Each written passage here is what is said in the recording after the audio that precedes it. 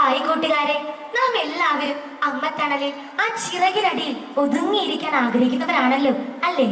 തീർച്ചയായും ഈ വേദിയിൽ നിൽക്കുമ്പോൾ എൻ്റെ മനസ്സ് മാതൃസ്നേഹത്താൽ നിറഞ്ഞു തുളുമ്പുകയാണ്. ഈ വരികളാണ് എനിക്ക് ഓർമ്മ വരുന്നത്.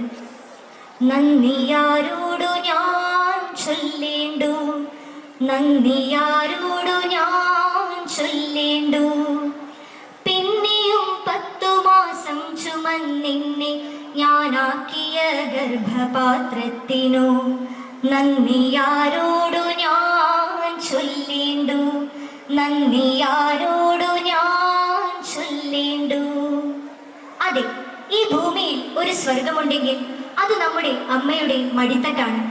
മാതൃസ്നേഹത്തിന്റെ മഹനീയതയെ പറ്റി LKG-കാരൻ ആരവിന് എന്തെല്ലാമാണ് പറയാനുള്ളത് എന്ന് നമുക്കൊന്ന് കേട്ടു നോക്കിയാലോ? എല്ലാവർക്കും എൻ്റെ നമസ്കാരം. ഞാൻ നാട്ടിലെ LKG വിദ്യാർത്ഥിയാണ്.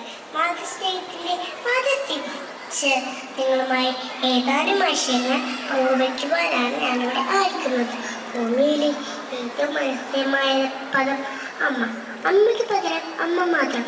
ഒരമ്മയുടെ സ്നേഹത്തിൻ്റെ മാധുര്യം അനുഭവിക്കാത്തതായി ആരുമില്ല.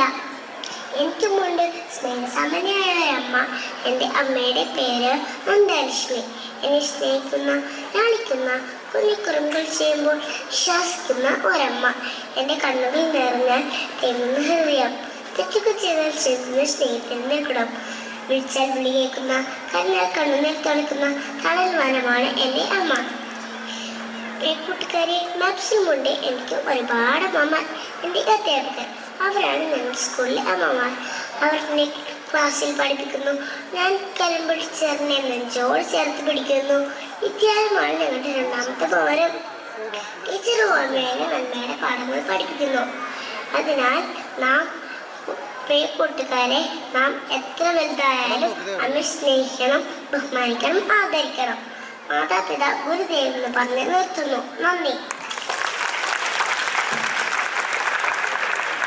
Thank you, Arul, for the